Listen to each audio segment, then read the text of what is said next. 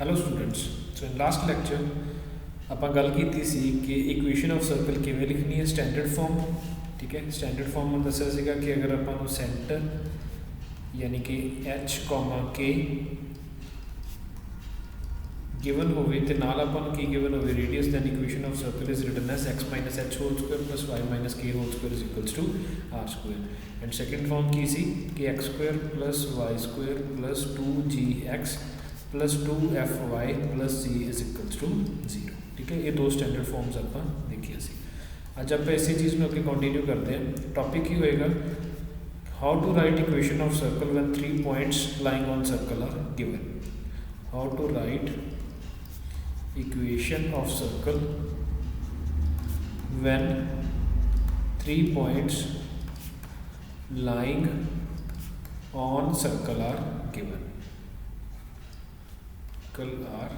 ठीक है, मतलब अगर सर्कल ते लाई करने वाले कोई 3 पॉइंट्स अपन गिवन हो तो उसकी इक्वेशन किवें लिखांगे अज आप देखेंगे। ठीक है, तो सपोज मान लो कि मैंने क्वेश्चन गिवन है जिस मैंने क्या गया कि find the equation of circle passing through points 1, 0, 0, 0 and 0, 1।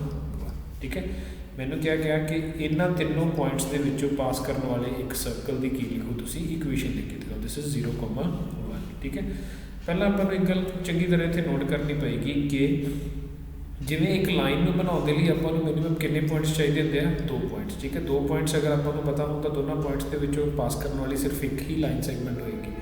उसी तरह अगर अपन 2 पॉइंट्स के विच दी पास करने वाले सर्कल्स पूछा जाऊगा तो सर्कल्स बहुत सारे होंगे। ठीक है, 2 पॉइंट्स के विच दी सर्कल्स बहुत सारे पास कर सकते हैं, उन्होंने विच अपन क्लीयरेंस नहीं होएगी कि आप किहड़े सर्कल की गल कर रहे हैं।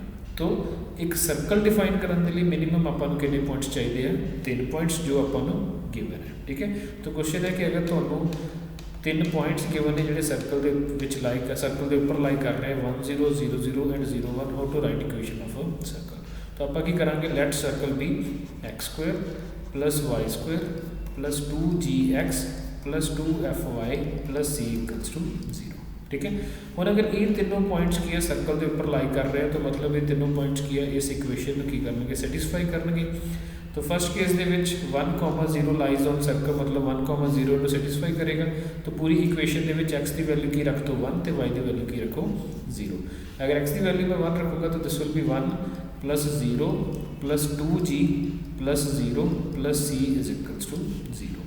तो 2g प्लस c की वैल्यू कितनी आ गई मेरे को -1।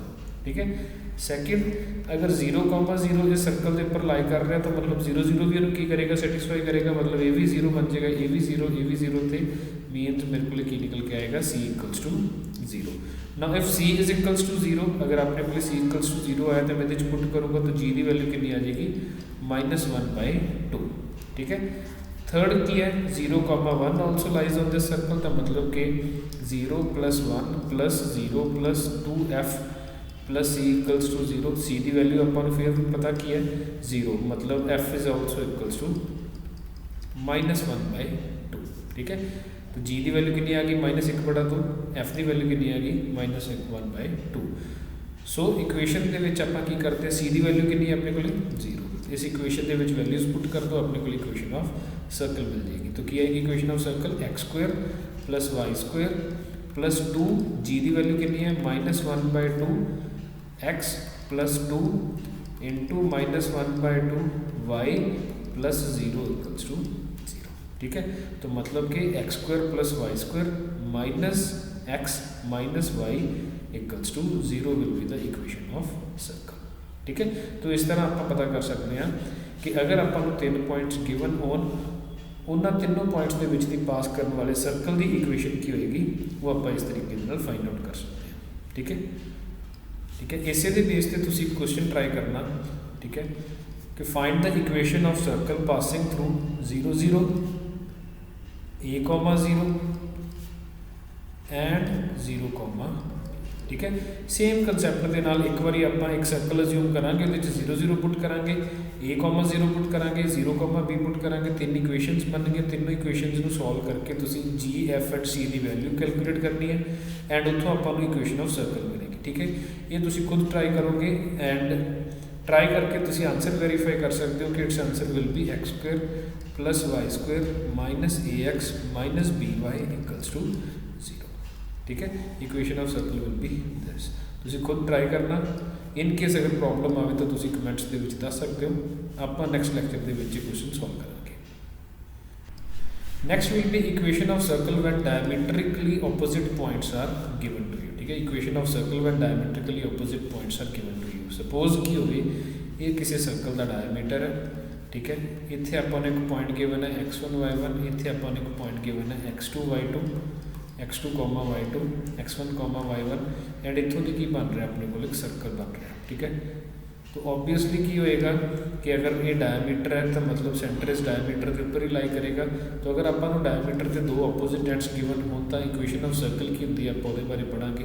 ठीक है, हुण देखो let there be any point lying on circle B H comma K. ठीक है, एच कॉमा के कोई सर्कल के ऊपर लाई करने वाला पॉइंट है। आप ये बारे अगर देखा तो आप एच कॉमा के x1 y1 नाल ज्वाइन कर देने, एच कॉमा के x2 y2 के नाल ज्वाइन कर देने। हुण अगर की है this point is A, this point is B, अगर ए बी डायमीटर है and this point is B, A B अगर डायमीटर है तो आपां नूं पता कि angle in semi circle is always 90 degree, मतलब ये एंगल हमेशा कितना आएगा 90 डिग्री आएगा। ठीक है, हुण अगर एंगल कितना हमेशा 90 डिग्री रहेगा, ये पॉइंट बी किते भी चला जाए, चाहे इस जगह पर आ जाए, चाहे इत्थे चला जाए, चाहे इधरले सैक्शन दे विच आ जाए, ये एंगल हमेशा कितना रहेगा 90 डिग्री। मीनस ए बी ते पी बी पी की ऑलवेज की होंगे एक दूजे के परपेंडिकुलर होंगे। मीनस अगर ए पी की स्लोप कितनी है m1, बी पी की स्लोप कितनी है m2, m1 इंटू m2 हमेशा की रहेगा -1। ठीक है, तो m1 अगर कैलकुलेट करिए तो m1 की होएगा y2 minus y1 upon x2 minus x1, तो कितना आ जाएगा k minus y1 upon h minus x1। And similarly m2 की स्लोप कितनी आ जाएगी k minus y2 upon h minus x2। हुण इन्हां दोनों का प्रोडक्ट कितना गिवन आपां नूं -1, that means k minus y1 upon h minus x1 into k minus y2 upon h minus x2 will be equals to -1। तो आपां नूं की पता लग गया k minus y1 into k minus y2 plus h minus x1 into h minus x2 will be equals to 0, क्योंकि ये जो डिनोमीनेटर है ये -1 के नाल मल्टीप्लाई होकर जो इधर आएगा तो ये बन जाएगा प्लस का साइन। हुण अगर आप k ते h की करिए जनरलाइज करांगे तो h की है x तो k की है y। तो general equation will be x minus x1 into x minus x2 plus y minus y1 into y minus y2 equals to 0। ठीक है, ये बन जाती है अपने को इक्वेशन ऑफ सर्कल जदों की गिवन आपां नूं when diametrically opposite ends are given.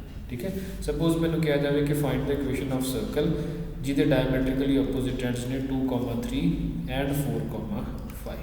तो मैंने कुछ नहीं सोचने की लोड़, डायमीटर के दो ऑपोजिट एंड्स मिल गए आपां नूं। Equation will be x minus 2 into x minus 4 plus y minus 3 into y minus 5 equals to 0। एक ही हो जाएगी अपनी equation of circle whose diametrical opposite ends are 2,3 and 4,5। ठीक है, तो एक ही हो गया जदों आपां नूं डायमीटर के दोनों एंड्स गिवन होण तो इक्वेशन ऑफ सर्कल किवें लिखी दी है, this is the method. Next अपना टॉपिक होएगा intercepts made by circle on axis. Intercepts made by circle on axis का की मतलब है कि सपोज मेरे को कुछ इस तरह का सर्कल है, एक ही अपने को पॉजिटिव x, एक ही अपने को पॉजिटिव y एक्सिस। ठीक है, सर्कल की है x एक्सिस में भी कट कर रहा है, सर्कल y एक्सिस में भी कट कर रहा है। तो इंटरसेप्ट की होएगा from this point A to point B, A B की हो जाएगा, A B will be x intercept. A B नूं की कहने आपां x इंटरसेप्ट। तो सिमिलरली अगर ये पॉइंट की है P, अगर ये पॉइंट की है Q, तो पी क्यू की हो जाएगा P Q is y intercept. ठीक है, कि एक्स एक्सिस नूं सर्कल किन्ने पार्ट ते कट कर रहा, किन्ना लाइन एक्स एक्सिस का किन्ना पार्ट सर्कल दे विच लाई कर रहा है वो की हो जाएगा x intercept. Length of x intercept ते जे किन्ना पार्ट वाई दे विच लाई कर रहा है वो की हो जाएगा वाई इंटरसेप्ट। ठीक है, हुण आपां देखते हैं कि एक्स इंटरसेप्ट ते वाई इंटरसेप्ट फाइंड आउट करने का तरीका की है। ठीक है, मान लो मेरे को कोई सर्कल है x square plus Y square plus 2gx plus 2fy plus c equals to 0। ठीक है, आपको पता कि सेंटर कितने होएगा -g माइनस एफ, तो रेडियस कितना आएगा g square plus F square minus c the.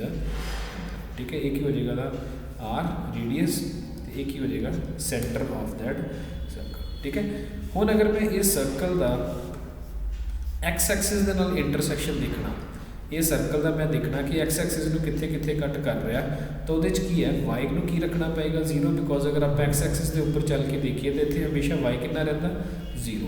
तो मतलब अगर मैं ये वाई इक्वल्स टू 0 रखता तो वाई इक्वल्स टू 0 के मेरे को पॉइंट ए तो पॉइंट बी के कोऑर्डिनेट्स आ जाएंगे, है कि नहीं। A1 की होएगा सपोज x1, 0, ए पॉइंट की होएगा x1, 0 तो बी पॉइंट की होएगा x2, 0। ठीक है, तो मगर मैं इस सर्कल के की रखा y इक्वल्स टू 0 रखा, तो पहले की करदा पुट y इक्वल्स टू 0, तो मेरे को की बचेगा x square plus 2gx plus c equals to 0। ठीक है, हुणे की आ गई क्वाड्रेटिक आ गई x दे विच, मतलब ये दो रूट्स होंगे तो ऑटोमैटिकली दोनों रूट्स किहड़े बन जाएंगे x1 एंड x2। एक रूट की बनेगा x1 तो एक रूट की बनेगा x1 x2। ठीक है, नाउ आपां पता कि अगर क्वाड्रेटिक के दो रूट्स ने x1 and x2, some of roots कितना होंदा x1 plus x2 will B minus b upon a यानी कि माइनस 2g, तो x1 इंटू x2 कितना हो जाएगा c अपॉन a यानी कि c। ठीक है, हुण लेंथ ऑफ इंटरसेप्ट की होएगा, अगर ए पॉइंट x1, 0 है, ए पॉइंट x2, 0 है, तो ए की लेंथ कितनी हो जाएगी x2 माइनस x1 का मॉड। तो सिमिलरली x2 माइनस x1 का होल स्क्वायर कितना हो जाएगा अपने को याद रखना कि that is x1 plus x2 का whole square minus 4x1 x2। ठीक है, कंपेयर करके देखो कि अगर आप x2 माइनस x1 पता करना हो बट अपन कौन गिवन हो x1 प्लस x2 की वैल्यू पता हो तो x1 x2 की तो किहड़ा फार्मूला यूज़ करेंगे आप ये वाला। ठीक है, तो x1 प्लस x2 की वैल्यू कितनी है माइनस 2g का स्क्वायर कितना हो जाएगा 4g square minus 4 x1 x2 की वैल्यू कितनी है c। This implies x2 minus x1 the whole square will be equals to 4g square minus c. Similarly, x2 minus x1 will be equals to 2 under root of g square minus c. तो अगर तुहानू कदे कोई पूछेगा कि length of x intercept कितनी है, मतलब कि ये सर्कल जो एक्स एक्सिस में कट कर रहा तो कितनी एक्स एक्सिस सर्कल के अंदर लाई कर रही है, तो that will be twice G square minus C. ठीक है, तो सिमिलरली अगर ये पॉइंट की है 0, p की है 0, y1, ए की है 0, y2, तो लेंथ ऑफ इंटरसेप्ट कितनी हो जाएगी y2 माइनस y1। तो कैलकुलेट करांगे जो आप सिमिलर कंसैप्ट के नाल putting X is equals to 0 तो कितना आ जाएगा twice F square minus C. तो वाई इंटरसेप्ट की लेंथ हमेशा की रहती है twice F square minus C, X intercept की लेंथ की रहती है हमेशा twice under root of G square minus C. ये तुम फॉर्मूले चंगी तरह की कर लेने याद कर लेने। ठीक है, मॉड क्यों लगाने क्योंकि डिस्टेंस कभी नैगेटिव नहीं होंगे, तो आप पॉजिटिव बनाने लिए की लगा दें उत्थे हमेशा मॉड लगा दें। मान लो मैंने पूछा जाए कि for this circle x square plus Y square minus 4x minus 4y plus 2 equals to 0, ये एक्स इंटरसेप्ट की लेंथ दसो कितनी होएगी, तो ये वाई इंटरसेप्ट की लेंथ दसो कितनी होएगी। ठीक है, एक्स इंटरसेप्ट की लेंथ आप हमने देखी कितनी होती है ट्वाइस जी स्क्वायर माइनस सी, वाई इंटरसेप्ट की लेंथ कितनी होती है ट्वाइस एफ स्क्वायर माइनस सी। जी की वैल्यू 2g की वैल्यू इतने कितनी आ रही है -4, तो जी कितना आ जाएगा -2। 2f की वैल्यू कितनी आ रही है -4, तो f की वैल्यू कितनी आ जाएगी -2। c की वैल्यू कितनी है अपने को 2, तो मतलब कि x इंटरसेप्ट कितना आ जाएगा ट्वाइस जी स्क्वायर यानी कि 4 माइनस सी यानी कि 2 अंडर रूट 2। एक्स इंटरसेप्ट कितना आ जाएगा 2 अंडर रूट 2 यूनिट्स लेंथ आ रही है, तो करके आप की लिखांगे ना यूनिट। वाई इंटरसेप्ट कितना आ जाएगा twice F square minus see again 2 root 2 units.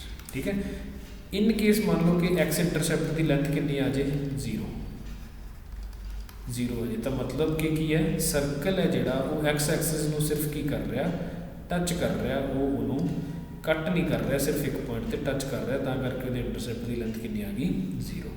अगर वाई इंटरसेप्ट की सिमिलरली लेंथ 0 आ जाए तो सर्कल की कर रहा वाई एक्सिस में भी की कर रहा टच कर रहा। ठीक है, तो ये चीज़ें की रखनी आप माइंड के। तो अज आप की देखा कि ਇੰਟਰਸੈਪਟ ਦੀ ਲੈਂਥ ਕਿੰਨੀ ਹੁੰਦੀ ਹੈ, ਟਵਾਈਸ ਜੀ ਸਕੁਅਰ ਮਾਈਨਸ ਸੀ, ਟਵਾਈਸ ਐਫ ਸਕੁਅਰ ਮਾਈਨਸ ਸੀ। ਤੇ ਅਗਰ ਆਪਾਂ ਨੂੰ 3 ਪੁਆਇੰਟਸ ਗਿਵਨ ਹੋਣ ਤਾਂ ਉਹਨਾਂ ਪੁਆਇੰਟਸ ਨੂੰ ਯੂਜ਼ ਕਰਕੇ ਆਪਾਂ ਸਰਕਲ ਦੀ ਇਕੁਏਸ਼ਨ ਕਿਵੇਂ ਲਿਖਦੇ ਹਾਂ। ਇਹ 2 ਟੌਪਿਕਸ ਆਪਾਂ ਦੇਖੇ, ਇਸੇ ਨੂੰ ਹੀ ਆਪਾਂ ਅੱਗੇ ਕੈਰੀ ਫਾਰਵਰਡ ਕਰਾਂਗੇ ਅਗਲੇ ਲੈਕਚਰ 'ਤੇ। Thank you.